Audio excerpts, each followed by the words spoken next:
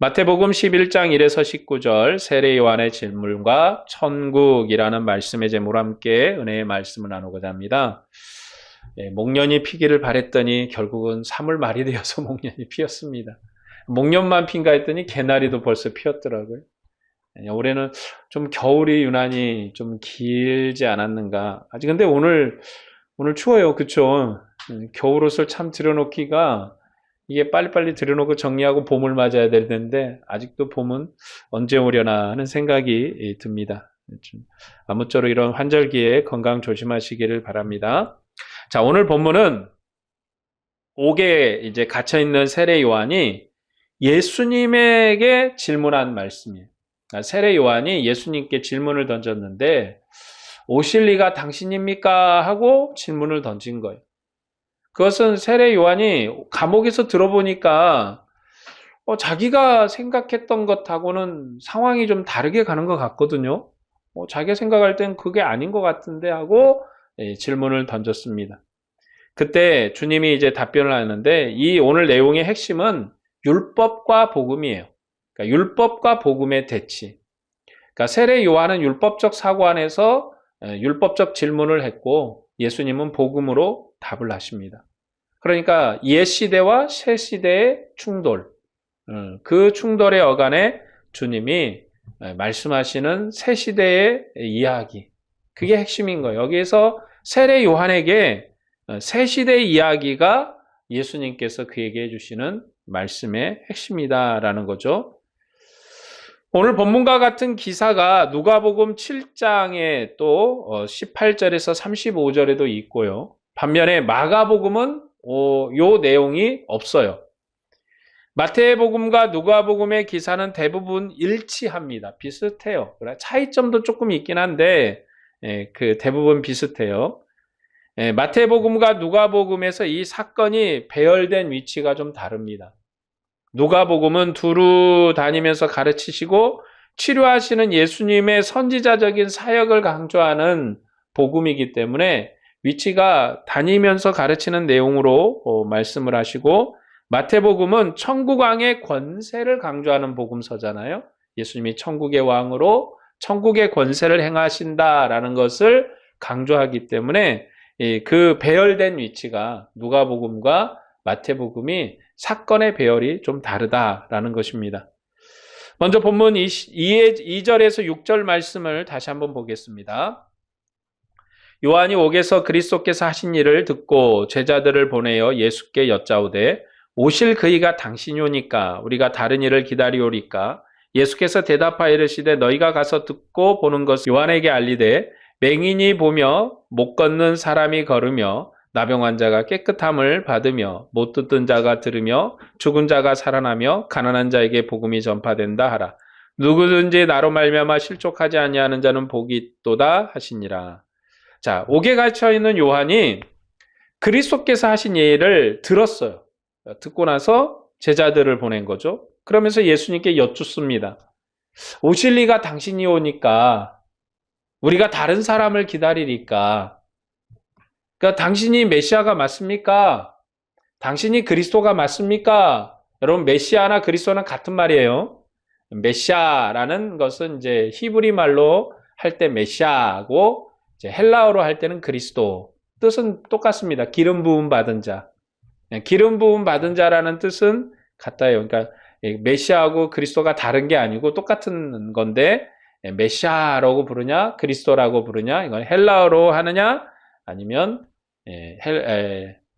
히브리어로 하느냐의 차이죠. 자, 세례 요한은 예수님께서 자신을 세례하실 만큼 크신 하나님의 아들이시며 백성에게 예수님을 불과 성령으로 세례를 베푸실 하나님의 아들로 증거했던 인물이에요. 그러니까 세례 요한의 역할은 예수님을 미리 예비하고 또 예수님이 내 뒤에 오시는 분이시고 그가 하나님의 아들이시고 불과 능력으로 세례하시는 분이라고 이렇게 소개한 그런 아주 위대한 인물이죠.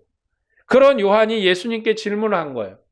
어찌 보면 메시아의 전령이고 메시아의 일을 하는 그러한 앞선 사자인데 그 사자가 뒤에 온 메시아를 보니까 내가 저 사람을 증거했는데 내 증거가 맞나? 하는 그런 의문에 빠졌다는 거죠. 그러면서 그의 질문이 뭐였냐면 오실 이가 당신입니까? 하는 질문이에요. 오실 분이 당신입니까? 요한의 질문은 두렵거나 불신앙의 질문이 아니라 흔들리는 거예요. 흔들리는 질문입니다. 그러니까 믿지 않겠다, 믿음이 안 간다 이런 게 아니고 좀 헷갈리는데 뭐 이런 거예요. 흔들리는 거죠. 옥에 있는 요한이 그리스도께서 행하신 일을 듣고 의심이 차서 오실 분이 당신일까 하고 물었던 거예요. 의심을 한 거죠. 그러니까 믿지 않겠다 이런 게 아니라 좀 의심이 되는 거예요. 그가 아는 메시아가 저게 맞나 하는 거죠. 그런데 예수님께서 이렇게 대답을 하십니다. 너희가 가서 듣고 보는 것을 요한에게 알리되 맹인이 보며 못 걷는 사람이 걸으며 나병 환자가 깨끗함을 받으며 못 듣는 자가 들으며 죽은 자가 살아나며 가난한 자에게 복음이 전파된다 하라. 누구든지 나로 말미암아 실족하지 아니하는 자는 복이 있도다 하시니라. 그러니까 지금 예수님께서 요한에게 답변을 하는데 사실 요한이 감옥에서 들었던 내용들이에요. 그렇죠? 예수님이 하신 일들이잖아요. 지금 새로운 걸 말씀하는 게 아니에요. 새로운 걸 말씀하셔서 요한의 그 궁금증을 풀어주시는 것이 아니라 이미 요한이 들었던 내용이에요. 그가 행하신 일, 그가 했던 일을 반복해서 말씀하시면서 자기를, 예수님 본인을 증거하십니다. 그러니까 지금 요한이 감옥에서 들었던 얘기예요. 그 얘기를 예수님께서 하시는 거예요. 그리고 나서 뭐라고 해야 하냐면 실족하지 말라고 격려를 하세요. 실족하지 마라. 구약 성경에 약속한 메시아 그리스도의 사역은 이방을 심판하는 거예요. 이방을 심판하고 영광스러운 다윗 왕조를 온 세상 위에 세우는 것입니다. 그러니까 이에 메시아의 사역은 뭐냐? 다윗의 사역을 완성하는 거예요. 다윗의 사역이 뭐였냐? 이스라엘 백성이 애굽에서 나와가지고 광야 40년을 지나서 이제 여호수아 때 가나안 정복을 시작을 합니다. 첫 전쟁이 뭐였냐면 여리고성을 무너뜨리는 일로 시작을 하잖아요. 그래서 가나안 정복을 시작하는데 이 가나안 정복이 여호수아 때 완성된 게 아니에요. 여호수아가 이제 전쟁을 하다가 이제 각 지파별로 땅을 다 분배를 해주고 나서 이제 너희 지파들이 올라가서 그 땅을 차지해라라고 이제 하면서 이제 끝장이 납니다. 이제 끝이 나는데 이후에 사사시대로 접어들잖아요. 그러면서 이스라엘 지파들이 어떤 지파들은 열심을 내서 자기들이 분배받았던 땅을 개척해 나갑니다. 그래서 그 땅을 정복하고 그 땅을 자기 지파 것으로 소유를 삼은 지파도 있었어요. 그러나 반면에 어떤 지파들은 그걸 해내질 못해요. 그걸 하지 못하고 개척을 못합니다. 그런데 이 사건을 누가 완성을 시키는가? 가나안 정복 전쟁의 이 일을 다윗 시대에 와서 완성을 합니다. 이제 다윗이 가는 곳마다 정복을 해요. 이제 이 여호수아가 분배했던 땅을 전체를 회복할 뿐만 아니라 여호수아의 분배한 가나안 땅을 회복할 뿐만 아니라 그 외 지역까지도 다 정복을 해서 그 땅에서 영광을 얻습니다. 그렇기 때문에 이스라엘이 기다리는 메시아는 뭐냐면 전쟁하는 메시아예요. 다윗과 같이 전쟁하는 메시아. 왜냐하면 그들이 오셔서 그들이 아는 구원은 가나안의 구원이거든요. 가나안의 구원. 가나안의 구원이라는 건 뭐냐면 이스라엘의 통치가 강물같이 그렇게 흐르는 공의가 강물같이 흐르는 나라예요. 그 공의라는 게 뭡니까? 율법의 통치. 율법의 영광이 강물처럼 흐르는 나라예요. 그래서 이방의 압제에서 우리가 벗어나서 정말 다윗왕 시대처럼 온 나라를 통치하고 그리고 그 영광으로 온 백성이 여호와를 찬양하는 나라. 그거를 이제 기다리면서 그들이 그 때를 소망합니다. 왜냐하면 이스라엘 백성이 바벨론의 포로로 잡혀가가지고 멸망한 다음에 페르시아 제국에 또 로마 제국에 이렇게 흐르면서 주권적인 영향력, 주권적인 왕권을 가지고 나라를 통치하지도 않았고 주변에 이 강대국이잖아요. 사실 여러분 그 바벨론이나 페르시아 제국이나 그리고 이후에 헬라 제국이나 로마 제국이나 제국이잖아요. 어마어마한 영토와 어마어마한 군사력을 지닌 그런 나라의 가나안이라는 이 조그마한 땅덩어리에서 그들과 대항하기는 정말 기적 같은 일이거든요. 다윗 시대도 마찬가지였습니다. 주변에 너무나도 강력한 군사력을 가진 철기 문화의 군사력을 가진 그런 나라들이 많았거든요. 여러분, 다윗 시대는 청동기에서 철기로 넘어가는 문화권에 속하는 나라일 그들이 대항했던 세력은 철기 문화권이었기 때문에 굉장히 강력한 군사력을 가지고 있어요. 신무기, 청동기 검을 가지고 싸울 때 신무기인 철기 검을 가지고 이제 나타난 사람들이 그 가나안을 다스리고 또 정복하기 시작을 했거든요. 그런 그들과 맞서서 싸워서 승리한 인물이 다윗이에요.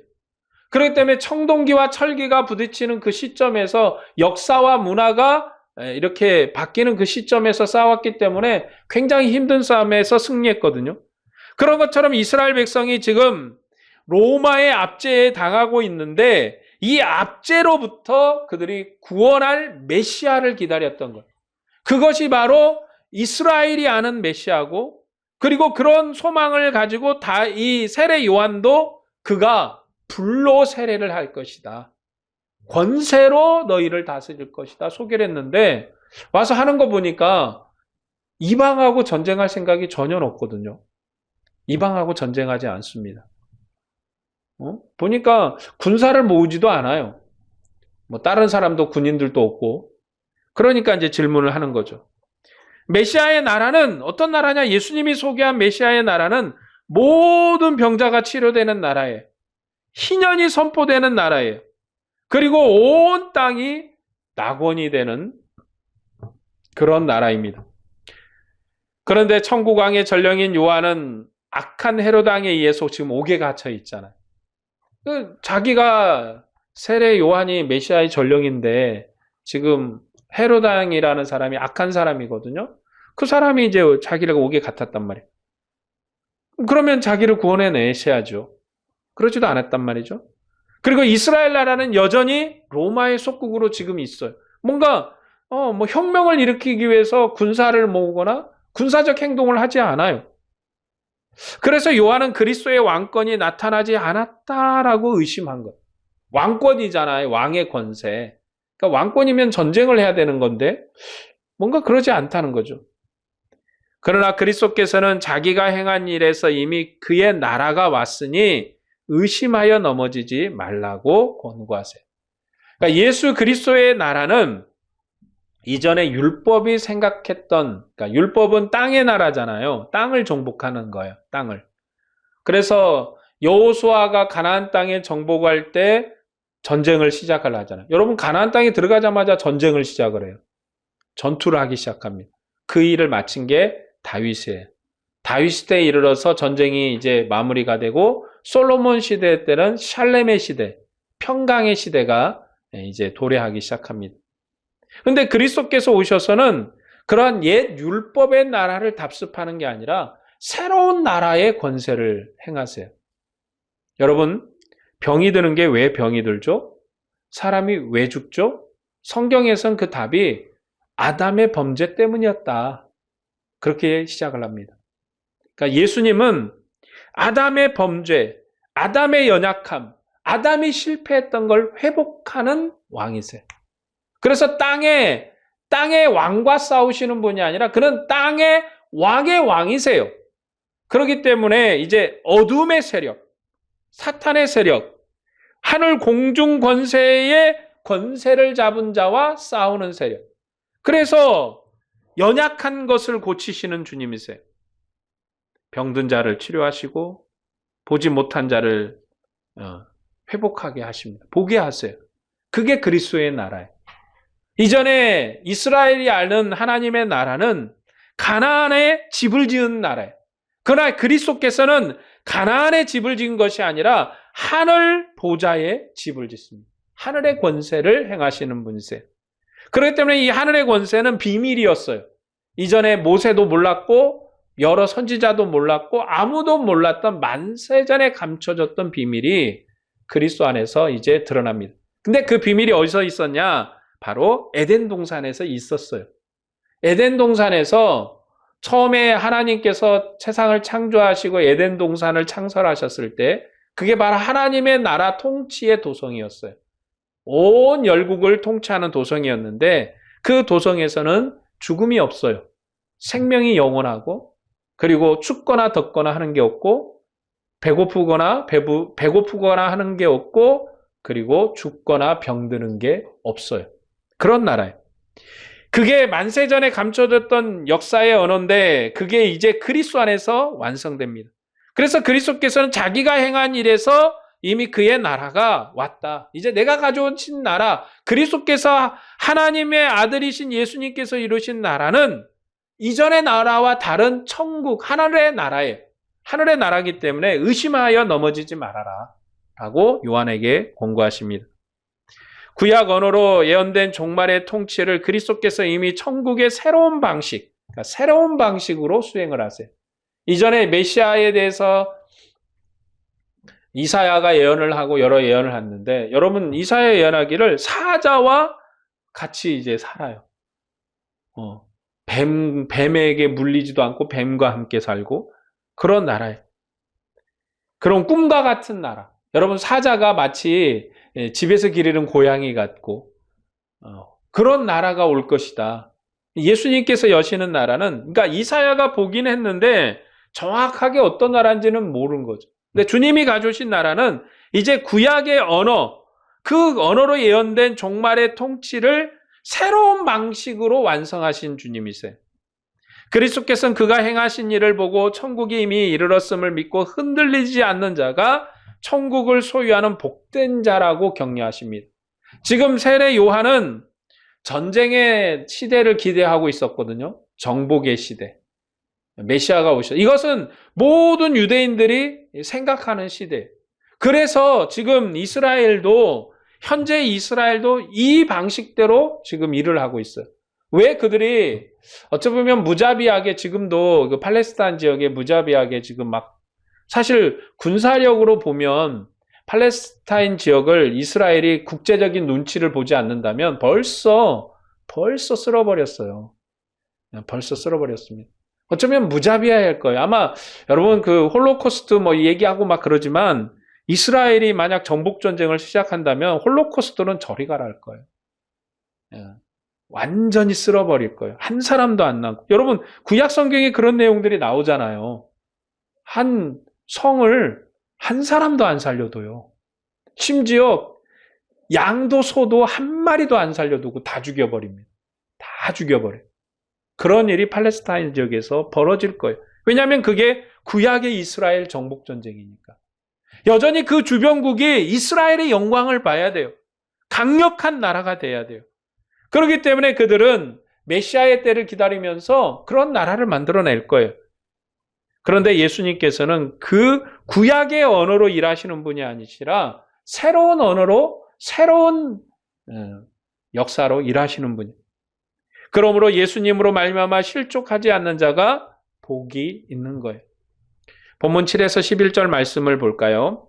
그들이 떠나며 예수께서 무리에게 요한에 대하여 말씀하시되 너희가 무엇을 보려고 광야에 나갔더냐?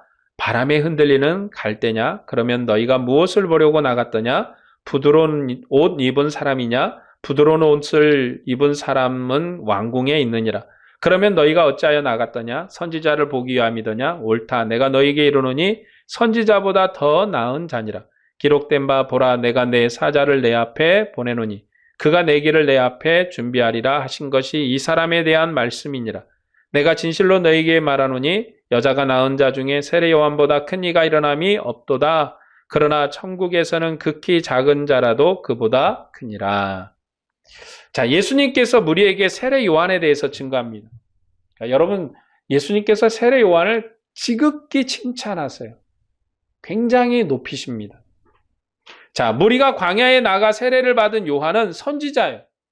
그러면 그냥 선지자도 아니고 선지자보다 더 큰 선지자. 그러니까 선지자 중에 선지자. 모든 이사야, 예레미야, 모든 하박국 이런 선지자, 요엘 선지자 다 합친 것보다 더 높은 선지자.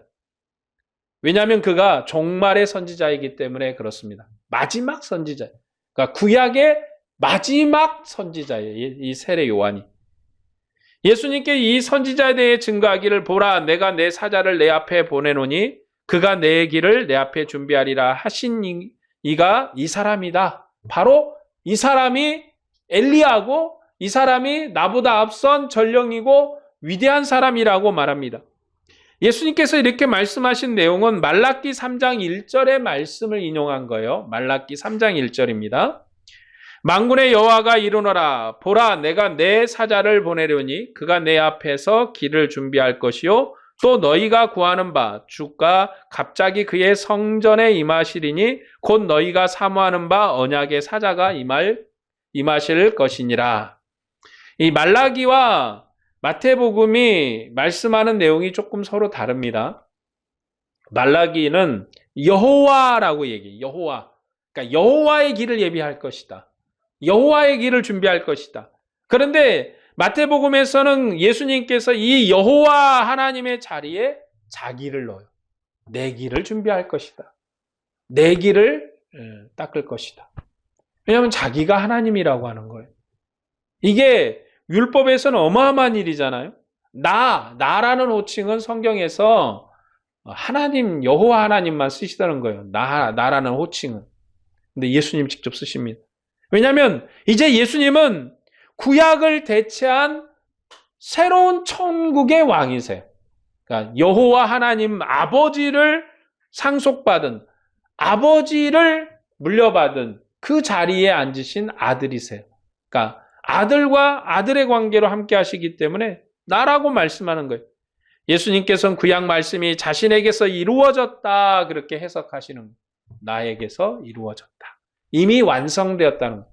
여러분 세례 요한은 오실리까 당신입니까? 우리가 다른 일을 기다립니까? 오셔서 천국을 완성하는 분이 당신입니까? 우리가 새롭게 완성될 새로운 천국을 기다려야 됩니까? 말씀하니까 예수님이 분명하게 말씀합니다. 내가 그 사람이다. 내가 이미 천국을 완성했다. 내가 이미 이루었다. 그러면서 자신이 구약의 말씀을 인용하여서 해석하기를 내가 바로 그라고 말씀하는 거예요.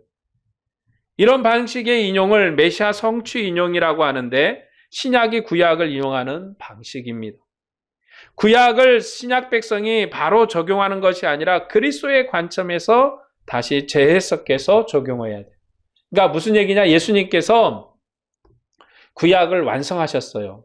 메시아의 예언을 완성하셨고 구약의 모든 걸 완성하신 분이세요.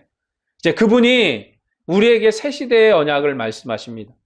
그러면 우리는 구약을 어떻게 해석할까? 어떻게 받아들일까? 여러분 오늘 신약의 교회가 구약처럼 제사장 두고 양 잡고 소 잡고 안 하잖아요.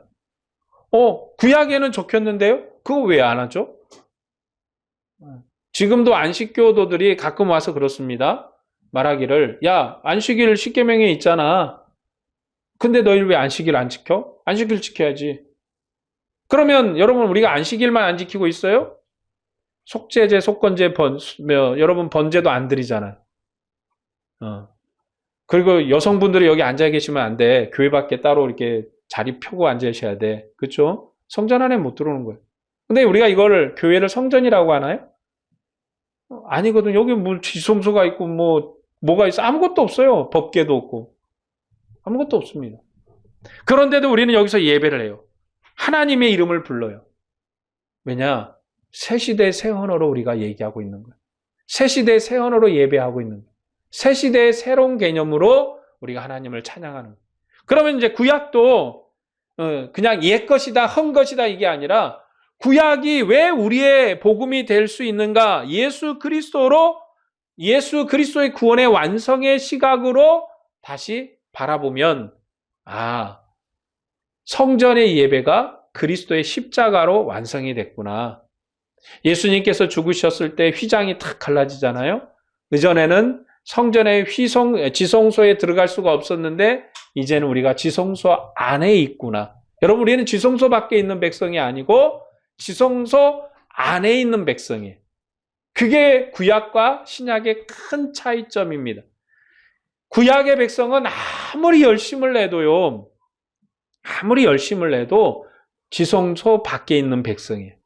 그가 왕이라고 할지라도 제사장이라 할지라도 그런데 신약의 백성은요, 그냥 태어나고 예수님을 믿는 순간부터 지성소 안에 있는 백성이 지성소 안에 있어요. 그것 때문에 하나님을 항상 대면합니다. 하나님 어디 계셔? 나 하나님 한 번도 본 적이 없는데요. 우리의 마음속에 항상 함께 하세요. 우리와 동행하세요. 우리를 눈동자같이 지키세요. 보호하시고 인도하시고 지키시고. 왜 그렇습니까? 하나님과 함께하는 백성이기 때문에. 그게 구약과 신약의 가장 차이점이. 구약은 화려한 성전을 가지고 있고 화려하게 금으로 치장을 하고 화려하게 만들었어요. 그래서 정말로 아름답고 화려하고 수놓은 것도 막 손수를 놔가지고 천사를 막 새겨서 놓고 얼마나 아름답고 이쁜지 몰라요. 아름답고 이쁘게 만들어놨어요. 그런데도 지성소 밖에 있어요. 그러나 오늘 신약의 교회는 교회가 이런 2층 상가에 있고 아무것도 없고 볼품도 없고 모이는 것도 볼품이 없고 아무것도 없어도 더 영광스러워. 하나님의 얼굴을 대면하기 때문에. 하나님을 만나기 때문에. 하나님과 한 자리에 앉아서 한 식탁에 앉아서 여러분 우리가 성찬을 드리잖아요. 하나님과 한 식탁을 나누는 거예요. 구약 때는 제사장만 먹던 거예요. 제사장도 성전에 올렸던 떡을 저 구석탱이 가가지고 이렇게 몰래 숨어서 먹듯이 하녀들, 시녀들, 이렇게 노비들이 먹듯이 먹는 거예요. 왜냐하면 지성소 떡상 앞에서 물러낸 걸 같이 먹는 게 아니라 들고 나와가지고 저 구석탱이 가서 먹는 거예요. 그러나 우리는 하나님 앞에 식탁을 차려놓고 이것이 주님의 피입니다. 이것이 주님의 살입니다. 같이 먹고 이게 성찬이 이 식탁이 우리 것만 이 성찬이 우리의 식탁이 전체가 아니라 여러분의 집에서 매일 성찬을 매일 식사를 대할 때마다 이것을 먹고 내게 생명을 주시고 이것을 먹고 내가 하나님의 일을 하게 하시고 이것을 먹고 내가 하나님의 은혜로 살게 하신 것에 감사하는 그 식탁의 자리 모든 자리가 사실 하나님과 함께하는 자리예요. 왜냐하면 사도시대 때는 여러분 각 집에 사도시대 때 예배당도 없고 아무것도 없었어요. 각 집에 모여서 밥 먹는 자리가 예배의 자리였거든요. 그 식탁에서 같이 성찬을 하고 지금 왜냐하면 우리는 이렇게 밥을 차려서 먹고 반찬이 있지만 이스라엘 입장에선 빵과 떡과 포도주를 나누는 거잖아요. 식탁이다. 그 자리에서 같이 이렇게 나누면서 이것이 주님의 살이다, 피다 그러면서 성찬을 하는 거예요. 우리의 삶이 바로 성찬의 자리고 영광의 자리인 거예요. 그래서 구약을 신약 백성이 바로 적용하는 게 아니라 그리스도의 관점으로 새롭게 해석해서 접근해야 돼요. 구약의 모든 사건과 약속이 그리스도 안에서 성취됐기 때문에 그렇습니다. 구약의 언약을 그리스도의 언약 성취로 재해석해야지만 기록과 사실이 일치하는 거예요. 예수님께서 메시아로 오지 않았다면 구약이 완성되는 게 아니라는 거예요. 구약을 바로 적용하는 것이 아니라 그리스도를 통해서 다시 해석해서 이해해야 되는 거예요. 그러니까 천지창조도 우리가 그냥 천지창조로 하는 게 아니라 그리스도의 관점으로 재해석하니까 에덴도 새롭게 해석되는 거예요. 여러분, 에덴이 천지창조 창세기로 해석하면 여전히 인류는 범죄 아래 있는 거예요. 끝까지 범죄 아래. 여러분, 구약에 어떤 사람이 에덴을 뛰어넘어요? 인류에 누가 에덴을 뛰어넘을 수가 있어? 아무도 못 뛰어넘어요. 아담을 대신할 수가 없잖아요. 그런데 예수님은 히브리서에 뭐라고 얘기하면 두 번째 아담이시다. 히브리서가 해석하는 방식을 잘 보면 신약의 해석을 이해할 수 있어요. 히브리서가 사도 바울에 의해서 기록된 걸로 추측이 되는 성경인데 사도 바울이 해석하기를 예수님이 두 번째 아담이시다. 창조를 넘어가는 거예요. 이제 이 순간부터. 여러분 히브리서가 예수님을 두 번째 아담이다라고 말씀하는 그 순간부터 창조의 역사가 새롭게 해석되는 거예요. 그리스도 안에서. 첫 번째 아담은 실패했어요? 성공했어요? 실패했잖아요. 두 번째 아담은 실패했어요? 성공했어요? 성공하셨잖아요. 자기의 생명을 바쳐서 죽으셨는데 죽음을 이기시고 다시 살아나셨잖아요. 그게 두 번째 아담이다. 이 순간 창세기의 역사가 새롭게 해석되는 거예요.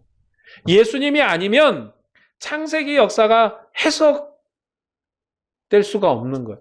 그럼 창세기 역사가 새롭게 재해석이 안 된다는 것은 우리는 여전히 아담의 죄 아래 있다는 거예요. 그런데 예수님께서 아담의 역사를 끝내셨기 때문에 우리는 자유한 백성이, 죄와 사망, 아담의 범죄로부터 우리가 자유해요. 그래서 우리를 새 창조의 백성이다. 새 창조의 은혜의 백성이다. 여러분 새 창조된 백성이에요. 그래서 우리는 우리의 혈통은 아담을 이었는데 우리의 언약은 아담을 안 이었어요. 아담에게 말하기를 내가 수고하고 땀 흘려 벌어먹어야 된다. 여러분 여전히 땀 흘려 벌어먹고 있지만 우리는 그 순간순간 우리의 땀이 우리의 저주라고 얘기하지 않아요. 그 땀과 노력과 수고와 그 모든 것이 우리의 저주라고 얘기하지 않습니다. 뭐라고 얘기합니까? 그리스도의 은혜다. 내가 오늘 사는 것이 그리스도의 은혜다. 먹어도 은혜, 안 먹어도 은혜. 이게 사도 바울의 고백이잖아요. 내가 먹어도 자족하기를, 배고파도 가난해도 자족하기를 배웠다는 거죠. 오늘 예수님께서는 여자가 낳은 사람 중에 세례요한보다 더 큰 인물이 일어난 적이 없다고 하십니다. 그러나 천국에서는 지극히 작은 자도 그보다 크다는 거예요. 요한은 어느 선지자보다 뛰어난 선지자입니다. 왜냐하면 어느 선지자도 보지 못했던 그리스도를 직접 보고 그 그리스도를 증거한 종말의 선지자예요. 마지막 선지자예요. 그리스도를 봤어요. 여러분 구약 율법의 모든 선지자들이 그리스도의 때를 보기를 원한 거예요. 자신이 예언한 그리스도를 직접 보고 싶었어요. 그런데 못 봤잖아요. 세례 요한만이 그리스도를 봤어요. 그래서 여자가 낳은 사람 중에 제일 큰 인물이에요. 메시아를 본 마지막 선지자. 여기 크다는 것은 개인적으로 위대하다 그런 말이 아니라 구원 역사적으로 크다. 메시아를 봤기 때문에 크다. 그러면 여러분 아담은 여자가 안 낳았으니까 그렇다 하더라도 그러면 그 위에 인물 중에 세례 요한마다 큰 인물이 없었는가? 모세가 있잖아요. 어마어마한 인물 모세가 있어요. 그런데 모세보다 요한이 크다는 거예요. 구원 역사적으로. 왜냐하면 메시아를 봤기 때문에 그렇죠. 요한은 종말의 선지자이지만 구약에 속한 백성이기도 해요. 종말의 선지자지만 여전히 구약에 있는 인물이에요. 천국은 모든 선지자 율법과 종말이 요한이 증거한 그리스도의 나라로 완성된 것입니다. 그리스도의 나라가 천국이에요. 이제 우리는 구약 백성이 아니라 그리스도에게 속한 신약 백성이에요. 새로운 약속의 백성이에요.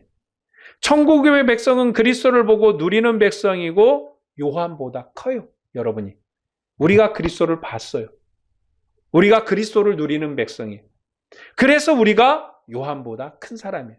그러니까 죽어서 가는 그 천국에 가면 요한은 저 끄트머리에 구석탱이에 있고 우리는 그런 개념이 아니라 구약은 마지막 선지자. 여러분 구약 중에 제일 큰 인물이 요한이라고 얘기하는 거는 메시아를 봤기 때문에 그런 거예요. 메시아를 증거했기 때문에 그런 거예요. 그러나 이제는 그리스도의 천국에서는 메시아를 직접 봐요. 메시아를 알아. 가르쳐주지 않아도 알아. 은혜를 알아요. 그래서 우리가 요한보다 크다는 거예요. 그러므로 우리는 흔들림 없이 믿어야 합니다. 천국 백성은 흔들림이 없이 그리스도를 믿고 따라야 돼요. 그러니까 예수님께서 우리에게 그걸 권면하시는 거예요. 흔들리지 마라. 흔들리지 마라. 여러분, 요한은 흔들릴 수 있어요. 아직 그가 이제 메시아를 증거하긴 했지만 메시아 나라를 직접 본 적이 없잖아요. 똑같은 거 우리가 종말의 시대를 말하고 있고 예수님이 재림하면 어떤 일이 벌어질 거라고 얘기하고 있지만 우리는 그 시대를 추측할 뿐이지 직접 본 건 아니잖아요. 그런데 우리가 추측했던 것과 다른 상황이 벌어질 수 있다는 거예요. 그럼 우리는 궁금증이 생기는 거죠. 저게 맞나? 저게 맞나? 왜냐하면 우리는 여전히 신약 백성으로 살지만 마지막 종말의 그 시대를 보진 못했거든요. 세례 요한도 구약 백성이에요. 여러 선지자의 말과 여러 기록을 통해서 메시아의 시대를 알고 있지만 이제 메시아를 직접 본 적이 없어요. 근데 그가 오셨어요. 그가 행동을 하세요. 저게 맞나? 그런 거죠. 저게 맞나? 그래서 물어본 거예요. 당신이 맞습니까? 지금 당신이 하고 있는 게 맞나요? 그러니 예수님이 흔들리지 마라. 흔들리지 마라. 분명하게 이루어진 사건을 내가 말하니까 이게 바로 메시아의 나라다. 그러니까 세례 요한에게 예수님께서 답변한 거예요. 메시아의 나라가 뭐 어떤 나라인가? 네가 아는 나라와 다른 나라야. 그걸 답변을 하신 거죠. 그러면서 마지막 하신 말씀이 뭐였습니까? 흔들리지 마라. 흔들리지 마라. 이거 오늘 우리에게도 하시는 권면의 말씀입니다. 흔들리지 마라. 본문 12절에서 15절 말씀을 볼까요? 세례 요한의 때로부터 지금까지 천국은 침노를 당하나니 침노하는 자는 빼앗느니라. 모든 선지자와 율법이 예언한 것은 요한까지니 만일 너희가 즐겨 받을진대 오리라 한 엘리야가 곧 이 사람이니라. 귀 있는 자들은 들을지어다. 자, 12절을 다른 번역서의 말씀을 좀 보면 도움이 됩니다. 먼저 새 번역의 말씀은 이렇게 번역을 했어요. 세례 요한 때로부터 지금까지 하늘나라는 폭행을 당한다. 폭력을 행사하는 사람들이 그것을 약탈한다라고 말합니다. 공동 번역엔 이렇게 번역합니다. 세례 요한 때로부터 지금까지 하늘나라는 폭행을 당해왔다. 그리고 폭행을 쓰는 사람이 폭행을 쓰는 사람이 하늘나라를 빼앗으려고 한다. 다른 번역을 보면 박해자에게 천국을 뺏기지 않도록 하라라는 권고가 주제입니다. 그런데 그러니까 이 다른 번역서를 보면 박해자에 대해 천국을 뺏기지 않도록 해라. 박해자로부터 너희가 천국을 지켜라.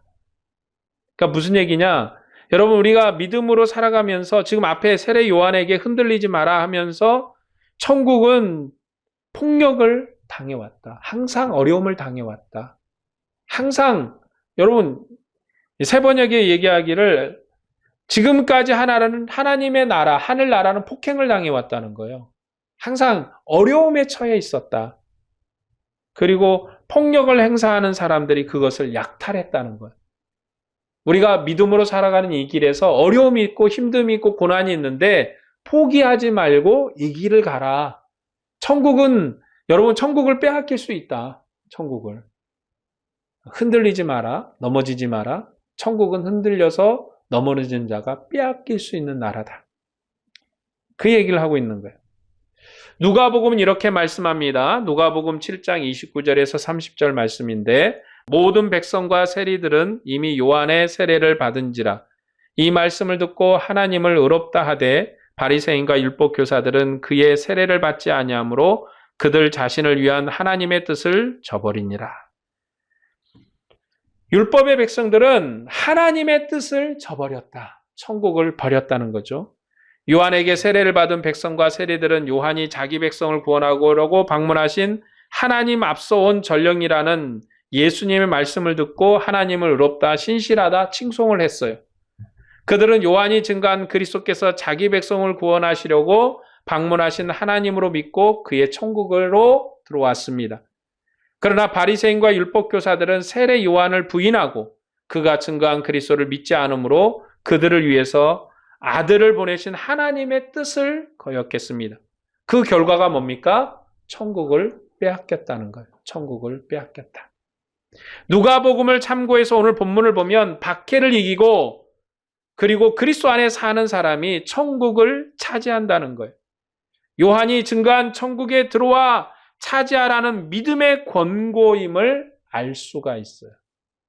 요한이 증거한 천국을 너희가 차지해라. 율법의 시대는 요한까지입니다. 종말의 선지자인 요한이 천국을 증거할 때부터 천국은 열렸어요. 그리고 침노하는 자가 빼앗고 차지하는 것입니다. 하나님께서는 이스라엘을 언약의 땅 가나안으로 인도하셨을 때 백성이 침공하여 땅을 빼앗아 차지하도록 하셨습니다. 세례 요한이 말라기가 예언한 종말의 엘리야이기 때문에 요한의 증거를 듣고 하나님의 나라에 돌이키지 않으면 저주를 받을 것이라고 경고합니다. 귀 있는 자는 듣고 머뭇거리지 말고 천국에 들어와요. 천국을 차지해야 돼요. 그렇지 않으면 빼앗길 것입니다. 천국을 차지하고 천국의 백성으로 살아야 돼요.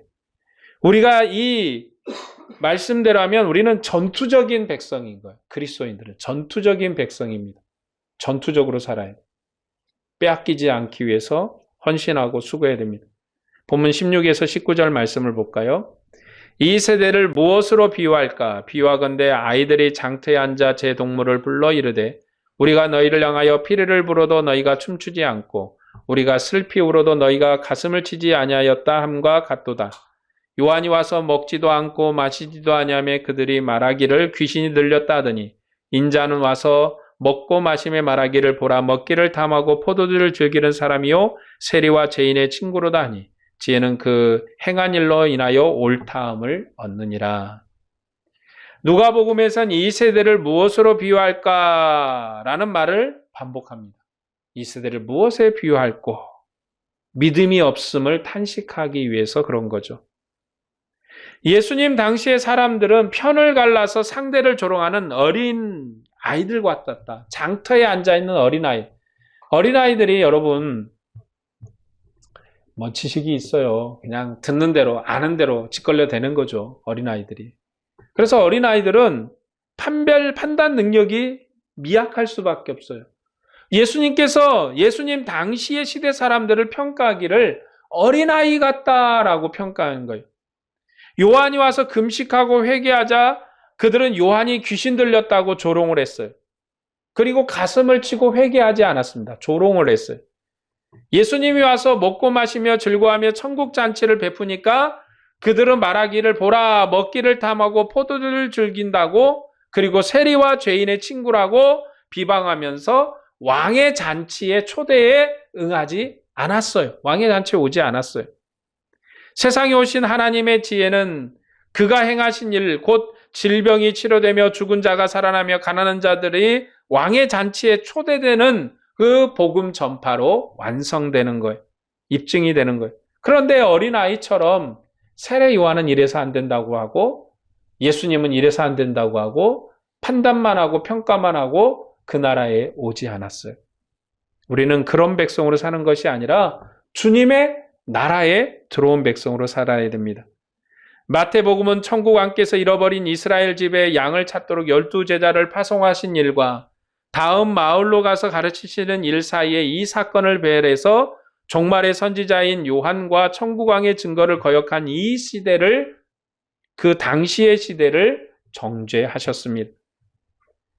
그러므로 이제는 오늘 우리에게도 권고하세요. 우리가 무엇을 선택할 것인가? 세상과 그리스도 사이에서 머뭇거릴 것인가? 우리도 어린아이처럼 판단을 해서 내가 예수님을 따라 사는 게 맞는지, 내가 주님의 뜻을 따라 사는 게 맞는지, 이래야 될 것인지 저래야 될 것인지 여러분 언제까지 그러고 있을 것이에요. 그렇죠? 결단을 하고 확신을 가지고 천국에 들어와 주님의 일을 해라. 바로 우리가 천국의 백성이에요. 세상 나라 왕들의 불의가 가득하고 죽음의 권세가 여전히 역사하는 이 세상에서도 우리가 의문 없이 주님을 따르고 주님을 전파해야 되는 천국의 백성이에요. 우리가 전투적으로 싸워서 천국을 차지해야 됩니다. 여러분 전투적으로 싸워 나가야 돼요. 여호수아가 전쟁을 통해서 가나안 땅을 정복한 것처럼 우리도 천국을 위해서 싸워 천국을 차지해야 됩니다. 이것이 우리에게 주신 사명이며 믿음의 길이에요. 주님의 나라를 소망하며 그 사명의 길을 걷는 여러분에게 주님의 은혜와 평강이 충만하기를 축복합니다. 기도하겠습니다.